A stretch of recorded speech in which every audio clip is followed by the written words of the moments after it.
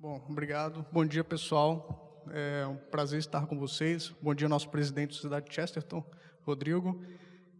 Meu nome é Diego Guilherme, eu sou natural de Belo Horizonte, mas atualmente estou morando em Niterói, no Rio de Janeiro, porque aquela senhorita ali me conquistou e me levou para Rio de Janeiro, e nós temos 6 filhos, 2 estão no céu.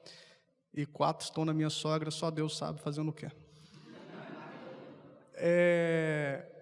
Agradecer também ao Joel, um amigo aí de mais de 5 anos, que foi esse link aí entre a Sociedade Chesterton e o Instituto Hugo de São Vitor que possibilitou tudo isso aí que nós vivenciamos hoje. Porque lá no começo era uma coisa meramente panfletária, meramente de empolgação, mas sem muito norte estratégico de entrar, por exemplo, no mercado editorial.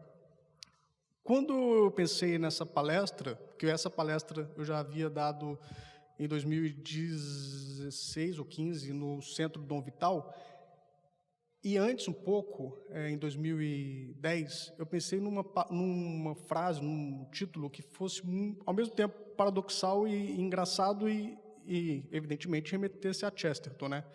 Então eu pensei, o que Chesterton é para mim?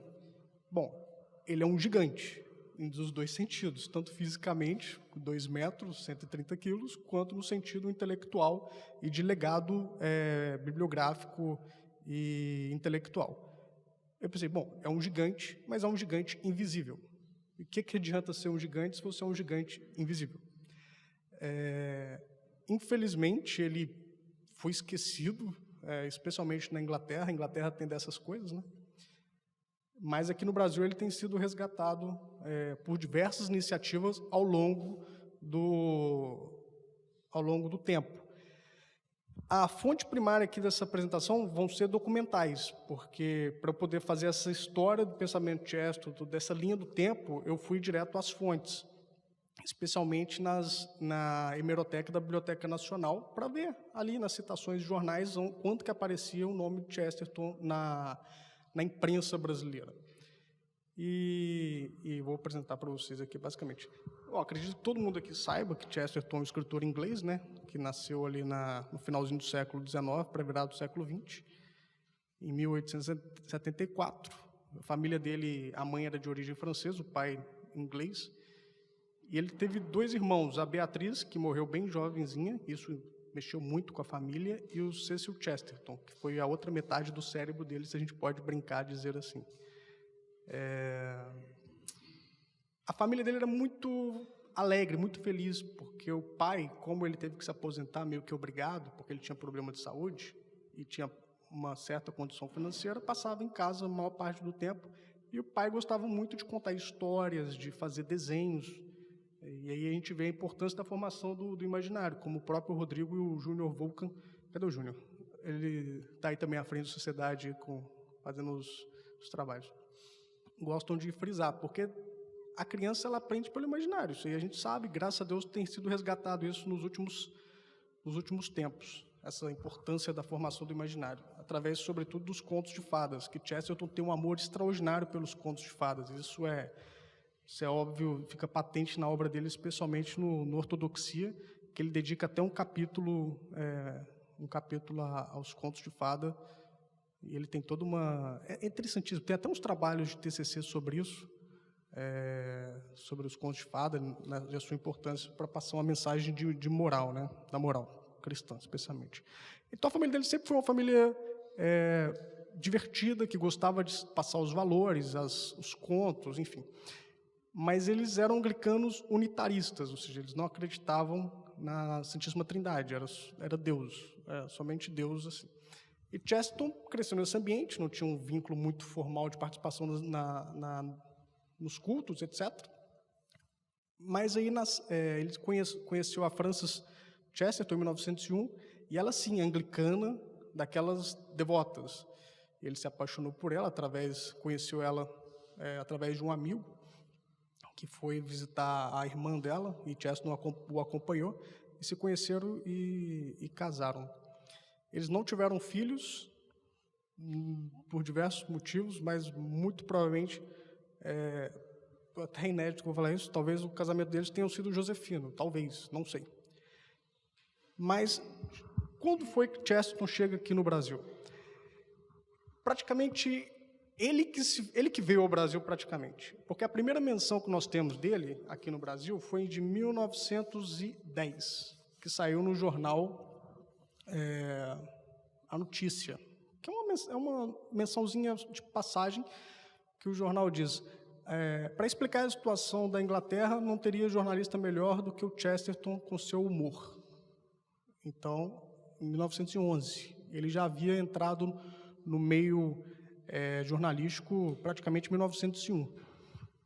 E eu vou contar uma anedota interessante para vocês sobre quando ele saiu, né, do colégio de artes, porque ele ficou profundamente frustrado. Ele não foi para Oxford nem Cambridge, ele preferiu fazer uma escola de arte. E ele ficou profundamente frustrado porque ele disse: olha, aqui tem dois tipos de pessoas, aqueles que estudam e aqueles que não fazem nada. E eu, pelo meu temperamento, estou muito propenso a não fazer nada. E ele ficou profundamente chocado com uma figura, um rapaz que estudava nesse colégio, que esse rapaz era satanista mesmo, não era nem ateu, era satanista mesmo.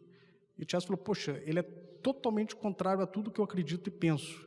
E isso mexeu muito com ele e fez questionar muito, porque ele teve um período de agnosticismo e ateísmo, naquele período da juventude que é muito propenso a gente a ter esses questionamentos, né, de afastamento da religião. O primeiro emprego dele, em 1900 depois que ele se casou, foi um editorial espírita. O espiritismo nessa época estava surgindo, né, estava crescendo bastante. E esse editorial tem um caso curiosíssimo que é muito engraçado. Ele sempre foi alegre, né, tinha um senso de humor extraordinário. E, trabalhando nesse editorial, eles lançaram um livro de uma escritora espírita recém-falecida, que a pretensão era que se tornasse um best-seller. E ele estava lá, montou a mesa, estava lá expondo o material, o livro, e chegou uma senhora muito afoita, muito nervosa, e disse: olha, eu preciso que você me indique um livro para poder ler, porque eu estou numa situação muito nervosa, muito triste, muito perdida. Ele falou: olha, a gente acabou de lançar o livro tal, esse livro aqui. A senhora: não posso ler o livro dela. Hoje de manhã ela apareceu para mim e disse para não ler o livro dela. Aí o Chesterton falou: pô, espero que a senhora não tenha aparecido para muita gente, senão vai ser um fracasso editorial esse livro, né? Então, assim, o humor está constante na vida dele, isso é maravilhoso. Então, em 1911, ele aparece no Brasil, nessa citação do jornal A Notícia, mas... Opa, desculpa, fui muito enfático. Em 1911, também, através do seu conto O Sinal da Espada Partida, que a edição da Sociedade Chesterton, do box Padre Brown, sem nenhum tipo de vaidade, é a mais bonita do mundo, tá? Do mundo. Não tem igual. Não teve nenhum. Está esgotada, mas nossos amigos irão reeditar, se Deus assim nos permitir. E vocês também, né? Porque se ninguém regar a plantinha, ela não vai crescer, né? Deus ajuda, mas também a gente tem que ajudar. É a mais bonita do mundo e vale a pena vocês terem em casa, nem que seja para ser uma bela exposição estética, assim. Mas não vai ser o caso de vocês que vão ler os livros. O livro A Inocência do Padre Brown foi publicado em 1911, que aí tem toda uma história por trás de como que surgiu essa figura extraordinária que é o Padre Brown, que vale a pena estudar, porque é uma coisa muito interessante, muito bonita. Que Chesterton ele foi dar uma palestra, como ele dava inúmeras palestras, e conheceu um sacerdote, baixinho, gordinho assim, que essa é quase que a figura do sacerdote bonachãozinho, aquela coisinha assim bonitinha. E tinha lá dois estudantes de Oxford, e os dois estudantes, esse padre era bem erudito, e os dois estudantes disseram: olha, ele está falando bem assim, mas esse cara não conhece nada da vida humana real. Aí Chesterton pensou: como assim não conhece nada? Ele é o homem que confessa as pessoas, que sabe os segredos mais ocultos das pessoas, que conhece o coração humano na sua realidade mais concreta, que é justamente nas suas fraquezas, na sua realidade concreta ali. Aí Chesterton ficou com aquela pulguinha assim atrás da orelha e criou esse personagem maravilhoso, que é um sacerdote que é detetive. E também naquele período surgiram várias histórias de detetives, né? enfim, o próprio Edgar Allan Poe criou o seu, Agatha Christie, e, enfim, outros. E Chester criou esse personagem interessantíssimo, que é o Padre Brown. Então, em 1911, no conto O Sinal da Espada Partida, Chesterton já vem ao Brasil. E nas minhas pesquisas, ao longo desse tempo, eu só descobri 2 menções ao nome Brasil na obra de Chesterton. Um foi de passagem, que ele conta que se conheceu um pesquisador alemão, e o pesquisador falou, poxa, não me interessa nada o que acontece no Brasil, na Nicarágua, não sei aonde. Aquilo ali, para mim, deveria ser implantado um novo tipo de governo, porque só tem revoluções. Aí Chesterton, muito brincalhão, falou assim, poxa, mas um país que tem revoluções é que é um país vivo, né? Ele gostava de brincar com essas coisas que mexem com a nossa cabeça. O Sinal da Espada Partida acontece aqui no Brasil. São 2 personagens interessantíssimos, que é o general St. Clair e o general Oliveira. Não fica claro o motivo do general St. Clair ter vindo à Inglaterra, ter vindo ao Brasil, mas eu fui fazer um trabalho de dever de casa, se o professor Ricardo Costa estivesse aqui, talvez ele poderia explicar para a gente mais profundamente. Acredito que o que motivou Chesterton a fazer esse conto foi um problema político, diplomático, que teve entre o Brasil e a Inglaterra do meio do século XIX até 1904, que foi resolvido através da intermediação da Itália, que foi um problema ali na fronteira da Amazônia com a Guiana inglesa, que era uma faixa de terra que os dois reivindicavam para si e acabou sendo resolvido. Então, em 1904 foi resolvido, acabou esse impasse. E Chesterton cria, então, essa história que acontece aqui no Brasil, no Rio Negro, ali no leito do Rio Negro. E o general Oliveira estava bem posicionado numa planície e o general St. Clair estava posicionado do outro lado do rio. Para chegar até a planície, tinha que passar por uma espécie de pântano. Aí começa o conto. Aí vale a pena contar. Vou dar spoilers, mas... Ou não dou spoilers? Vou contar um pouquinho.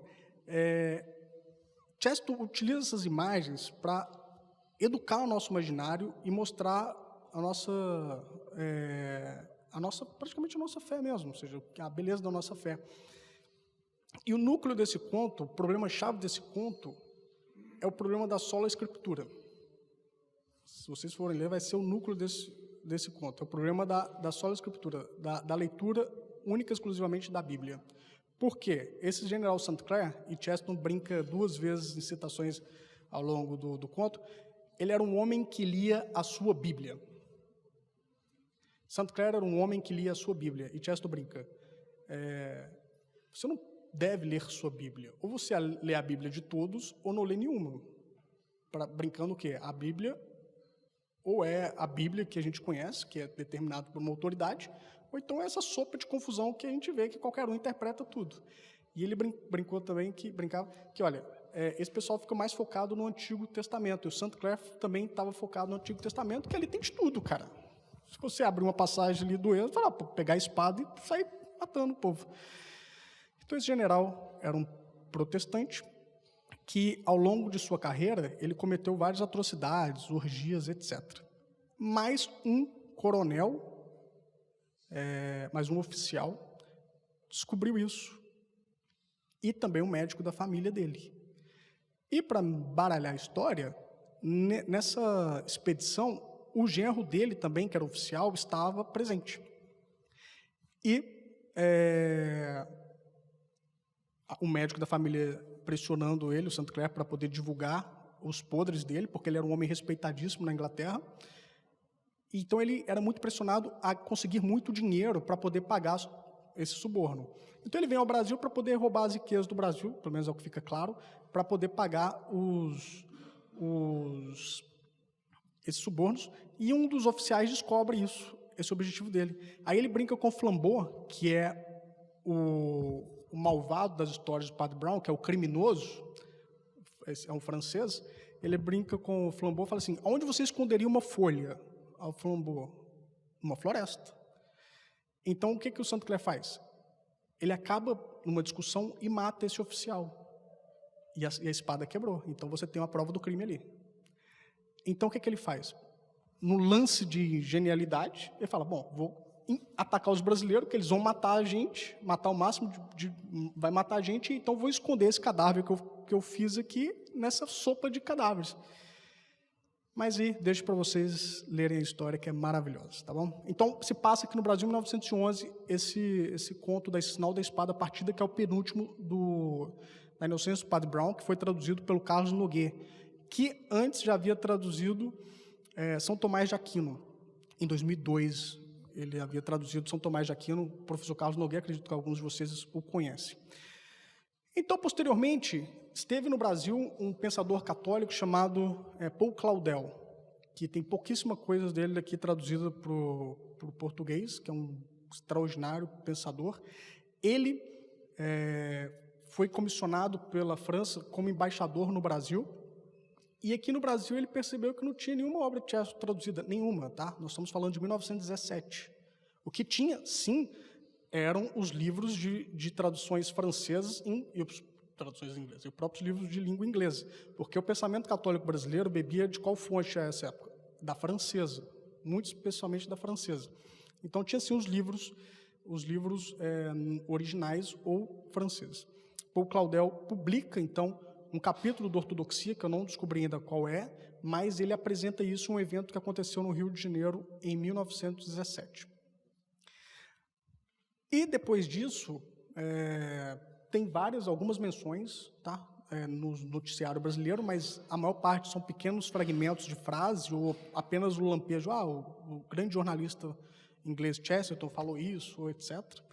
Mas o que foi fundamental para trazer Chesterton aqui para o Brasil e colocar na pauta do dia, especialmente na intelectualidade católica brasileira, foi não é instituto, foi um centro Dom Vital, que eu acredito que vocês já devem ter ouvido falar, ou conhecem o Centro Dom Vital, que foi simplesmente o maior polo de intelectualidade católica brasileira do século XX, que surgiu no Rio de Janeiro através da fundação de um homem extraordinário, muito fogoso, assim, muito curiosa a personalidade dele, que foi o Jackson de Figueiredo, um sergipano que parou no Rio de Janeiro, como muitos param no Rio de Janeiro pelas circunstâncias da vida, né? O Rio de Janeiro é uma sopa cultural, e naquela época era mais porque era a capital do Brasil.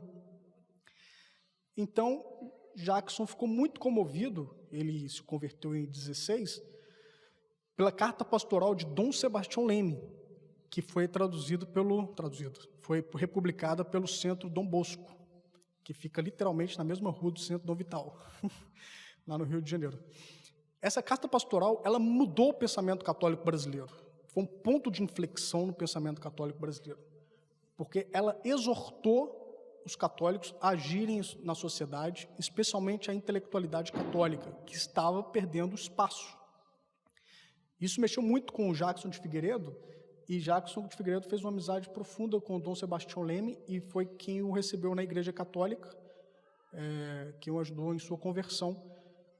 E é uma figura extraordinária para estudar. Então, surge em 1921 a revista Ordem, criada pelo Jackson de Figueiredo, e também nós estamos comemorando o centenário do Centro Dom Vital. Em 1922 surge o Centro Dom Vital. E a partir dali, do seu ariete, por assim dizer, que foi a revista Ordem, Chesterton realmente entrou na pauta da literatura católica brasileira. Ainda assim, sem poucas traduções, tá? Com praticamente zero traduções. Somente artigos esparsos. O Centro Dom Vital tinha uma biblioteca e uma livraria, e aí sim eles vendiam as traduções francesas e os próprios livros nos originais. Mas a primeira tradução que a gente tem notícia de Chesterton foi de 1934, pela editora Globo. Eu não sei se é do mesmo grupo Globo, acho que não, pela editora Globo, que foi um livro que eu acho até curioso de ter sido publicado, porque eu não sei se seria o que eu publicaria como primeiro, que foi o Retorno de Dom Quixote, que é uma brincadeirinha, como o próprio nome diz, da história do Dom Quixote, mas nessa história, esqueci de mencionar isso, o personagem principal é um bibliotecário, que quer resgatar uma cultura já extinta. Minha profissão de origem também, eu sou bibliotecário com pós-gestão de projetos. Então, por isso que eu gosto de ir às fontes documentais e fazer esse histórico bibliográfico. Então, é publicado em 34 essa obra. Como o Rodrigo, nosso presidente, já disse, nós estamos celebrando este ano a conversão de Chesterton, que aconteceu em 1922. Mas todos os católicos já sabiam que ele chegaria à Igreja Católica com a publicação do seu livro extraordinário, que é o Ortodoxia, que ele publicou em 1908. Ele publicou esse livro com 34 anos. Para 34 anos o cara publica uma obra que é genial e magistral. Então nós estamos celebrando também tanto a independência do Brasil, quanto o surgimento do Centro Dom Vital, quanto também a conversão do nosso amigo Chesterton. E continuando e foi tão importante essa conversão dele, mexeu tanto com as estruturas da Igreja Anglicana, lembrando antes que o anglicanismo, existia uma corrente de conversões do anglicanismo para o catolicismo, muito especialmente graças ao trabalho do cardeal Newman, que foi um divisor de água na Inglaterra. O nosso amado Bento XVI foi à Inglaterra canonizá-lo, né? Isso é muito bonito e muito simbólico, com esse movimento do anglo-catolicismo. E descobri, por um acaso, que o famoso historiador inglês Christopher Dawson, aí vocês me perdoam se a pronúncia não é tão bonitinha, igual tem gente que às vezes me exigia pronunciar certinho, mas não estou preocupado com isso, não. Tem um livro interessantíssimo sobre o movimento de Oxford, que foi ali que os católicos, os anglicanos, melhor dito, queriam resgatar os verdadeiros valores do anglicanismo e acabaram naturalmente desembarcando na Igreja Católica, porque é só estudar a história, né? O anglicanismo surge com Henrique VIII por causa de uma mulher. Aí você lembra que São João Batista também perdeu a cabeça por causa de uma mulher, né? As mulheres têm essa capacidade de nos fazer perder a cabeça, seja literalmente ou figurativamente.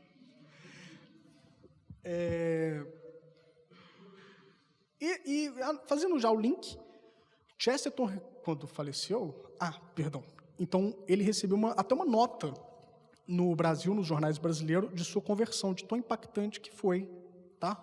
Essa conversão. Qualquer conversão de uma personalidade no anglicanismo, ele causa suspense, né?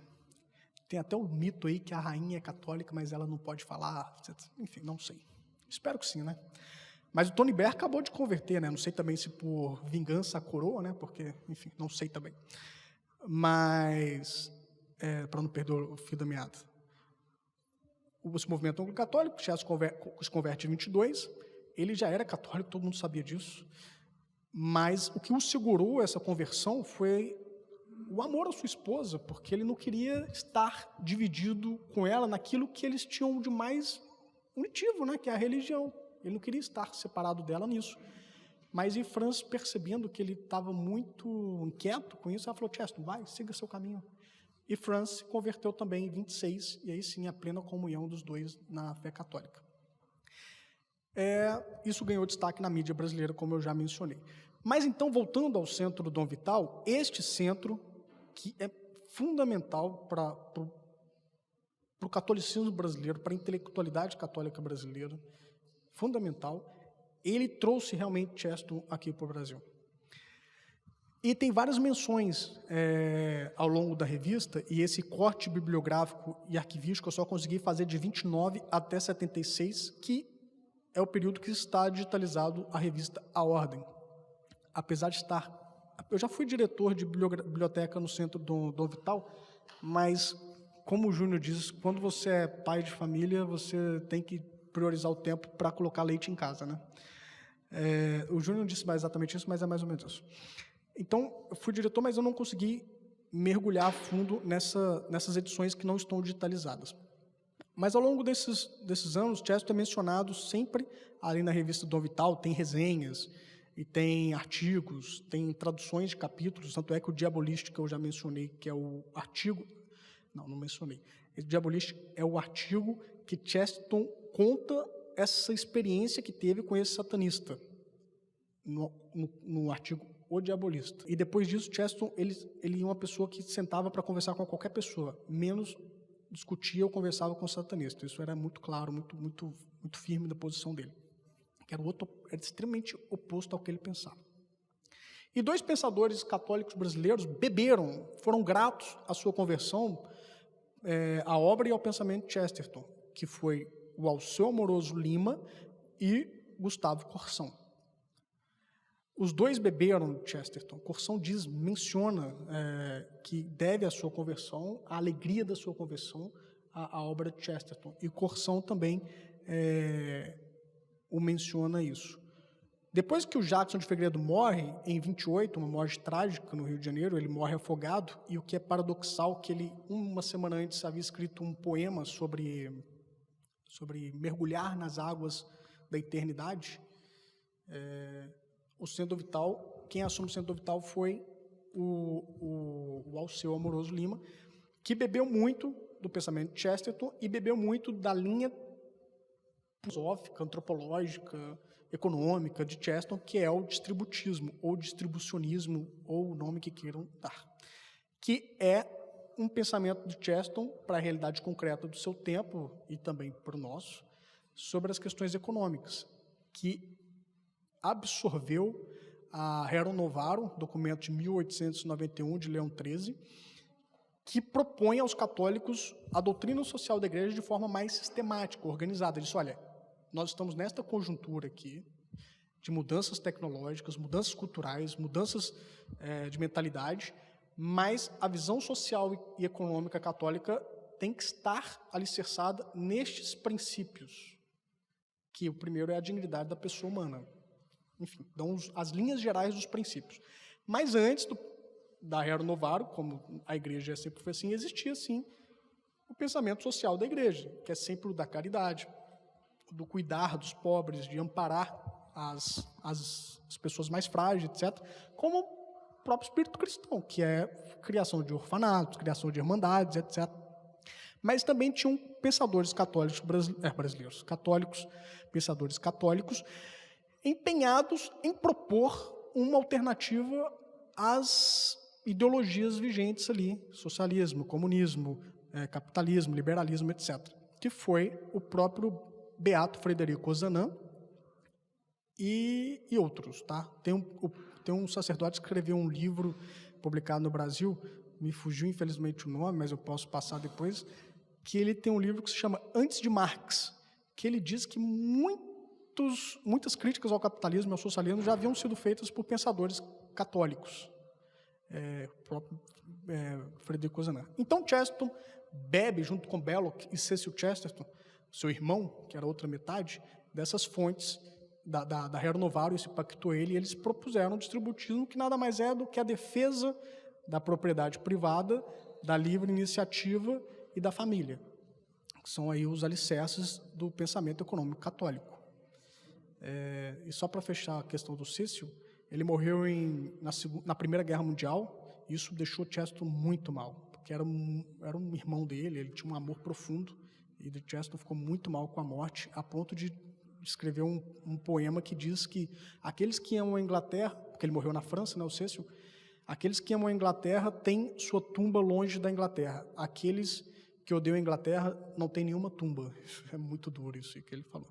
Então, Alceu Amoroso e Corsão foram os 2 principais intelectuais católicos e brasileiros presentes no Centro Dom Vital. Chesterton morre em 36, faleceu e recebeu do Papa Pio XI o título de Defensor Fidei. Quem havia recebido esse título de Defensor Fidei, o único que havia recebido na Inglaterra, tinha sido Henrique VIII. Por defesa, olha que paradoxo, como que a vida é engraçada. Pela defesa do catolicismo contra Lutero. Porque o Henrique VIII, na verdade, dizem que era o Thomas More que escrevia os livros, tá? O Henrique VIII recebeu o título de Defensor Fidei porque ele lutou contra o luteranismo na Inglaterra. Mas depois ele viu que era conveniente para se separar da Ana Bolena e acabou criando a própria igreja, que foi o anglicanismo. E o nosso maior homem leigo da história da igreja, na minha opinião, São Thomas More, veio a falecer porque preferiu manter-se fiel à Igreja Católica e acabou também perdendo a cabeça por culpa de uma mulher. enfim, fechando. O Chesterton tinha um amor tremendo por Thomas More, tá? Tanto é que em 1935, quando foi realizada a canonização de Thomas More, Chesterton esteve presente no Vaticano. Foi a canonização dos mártires ingleses. E Chesterton assistiu pessoalmente essa canonização, e tem um artigo muito bonito que fala sobre Thomas More, que está disponível no site da Sociedade Chesterton Brasil. Então, Alceu e Gustavo Corsão foram devedores profundos desse pensamento do Chesterton. Inclusive, o Gustavo Corsão escreveu um livro chamado Três Alqueires e uma Vaca, que brinca aí com a proposta econômica de Chesterton, que é o distributismo. Chesterton brincava assim: todo homem tem que ter seus 3 alqueires e uma vaca. E trazendo hoje para o nosso pensamento, seria mais ou menos 3 computadores e uma internet, né? Brincando assim. Então ele escreveu Três Alqueires e uma Vaca, que apresenta o pensamento de Chesterton e o pensamento do distributismo. Está disponível uma nova edição pela editora Eclésia, tá? Está disponível aí no mercado. Fazendo esse levantamento histórico das publicações jornalísticas brasileiras aí ao longo do século XX, tu me fala o tempo, tá? Sei lá, eu estou falando aqui, tu me fala. Tá bom.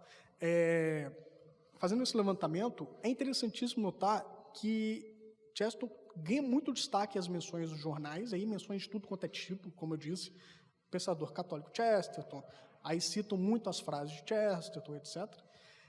Ele, ao longo de 1910, que é a primeira menção, até 2009, que é o recorte que eu fiz, ele é mencionado em todas as décadas, em diversos jornais brasileiros. Mas o período que ele é mais mencionado é de 1950 a 59. Porém, o que é interessante é que não acompanha as traduções de suas obras. Não tem traduções, é um vazio. Assim. Você tem as menções, você tem os artigos esparsos, você tem intelectuais como Alceu e Corsão citando nas colunas de jornais, mas as traduções propriamente não tem. Isso é muito curioso, porque nós só recebemos a tradução completa do Ortodoxia em 2008, 100 anos após sua publicação. E o que é mais engraçado, traduzido por uma casa editorial protestante. A Mundo Cristão publicou Ortodoxia. Cara, é ironia de Deus. É ironia de Deus. Isso aí não é por acaso. E teve um boom, tá? O primeiro livro que eu li de Chesterton foi o Ortodoxia. E quem me apresentou Chesterton foi um amigo no FMG, porque lá nós tínhamos um grupo de estudos católicos chamado NUEC. E nos reunirmos regularmente para estudar o que deveria ser feito nas universidades, né? A alta cultura, por assim dizer. E um certo dia, meu amigo Davi me apresentou para a gente, na rodinha, um pensador inglês que eu nunca havia ouvido falar. Falei, quem que é esse cara? Ele apresentou e entregou para a gente um capítulo o primeiro conto da Cruz Azul, que é o primeiro conto que abre a inocência do Padre Brown. Eu fiquei empolgado com aquilo, fascinado. Pedi ele até os slides assim, que ele apresentava, assim, ele deu os contos para a gente e fiz o meu dever de casa. Comecei a ler sobre. E na Faculdade de Filosofia e Ciências Humanas da UFMG, dentro do coração lá, tinha na livraria um livro do Ortodoxia de Chesterton, traduzido pela editora Mundo Cristão, que à época custou R$10 e eu fiquei felicíssimo, porque é o que eu tinha. Comprei o livro, empolgadíssimo, e li de uma sentada e tive a convicção que esse cara é um gênio. Isso é maravilhoso. Abriu minha cabeça, me explicou o que era realmente a fé católica, o cristianismo. É gênio, é um gênio, é um gênio, é um gênio. E ficou essa inquietação dentro do meu coração de que eu tinha que fazer alguma coisa para trazer o pensamento dele aqui para o Brasil. Na década de 90, foi traduzido pela editora Quadrante um capítulo do Ortodoxia, que foi Paradoxo do Cristianismo. Ela publicou só esse capítulo em um livrinho, folhetinho que tem o mesmo título, e na década de 90 praticamente foi a única coisa que teve. Mas sim, existiam depois do Corsão e Alceu intelectuais que mencionavam e estudavam a obra de Chesterton. Deixa eu só pegar, fazer o meu dever de casa aqui. Oh, meu Deus do céu. Tá. Tinham, sim, intelectuais e pensadores que divulgavam o pensamento de Chesterton. Mas como que nasce a Sociedade Chesterton Brasil? Em 2009, estava assistindo uma aula e eu pensei, poxa, não tem nada. Bom, sendo justo, tinha sim os artigos traduzidos pelo professor Anguete, no blog do Anguete. Falei, poxa, mas tem que fazer alguma coisa para trazer esse cara para o Brasil. E eu descobri que o Agnon Fabiano, um protestante também, gostava muito de Chesterton. Eu falei, eu chamei meus amigos católicos, ninguém quis, e o Agnon protestante aceitou. Eu falei, vamos fazer alguma coisa? Vamos. Aí demos o nome de Chesterton no Brasil e foi evoluindo ao longo do tempo até se chamar Sociedade Chesterton Brasil. A editora Eclésia viu possibilidade de publicar a obra de Chesterton, e o primeiro livro foi o Hereges, publicado em 2011, salvo engano. E a partir disso, nós tínhamos uma página na internet, no Facebook, que publicávamos trechos e curiosidades, e a partir disso, em 2017, o Instituto Hugo de São Vito, nos conhecemos, a gente conheceu o Instituto Hugo de São Vito, fizemos uma amizade e nos juntamos para justamente possibilitar as publicações dos livros de Chesterton, porque a gente, cara, por deveres, não conseguia focar nisso, o Instituto tem essa missão, né? Então, possibilitou essa inserção concreta no mercado editorial brasileiro das obras de Chesterton, que a tradução é muito primorosa. Mas pensadores católicos, pensadores brasileiros que gostam ou gostavam de Chesterton, que o divulgavam aqui no Brasil. O Olavo de Carvalho, que tem em sua lista duas obras de Chesterton mencionadas, que é Hereges e Ortodoxia, naquela coletânea dele que chama Livros que Fizeram Minha Cabeça. Nós temos o Padre Leonel Franca, que aqui tem a formação da personalidade e tem menções a Chesterton. O Padre Leonel Franca também é outro gigante, tá? Que era também membro do Centro Dom Vital e fundou a PUC em 41. A PUC, que deveria ser aí o maior divulgador de Chesterton, não tem feito esse trabalho, né? E temos aí o Ives Gandra Martins, tanto o pai quanto o filho. O filho traduziu o Ortodoxia de Chesterton, e o pai é um homem extraordinário, que cita Chesterton com frequência. Nós temos o Carlos Noguet, que foi tradutor de Chesterton. Nós temos o Sidney, que é sua editora, Sétimo Selo, que peçamos a Deus aí pela saúde do Sidney, né?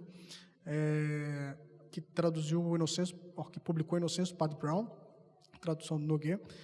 Nós temos o próprio Henrique Elves, que fez um livro maravilhoso, que é a Esfera e a Cruz, que é um livro maravilhoso. Chesterton, ele gostava de brincar com as ideias.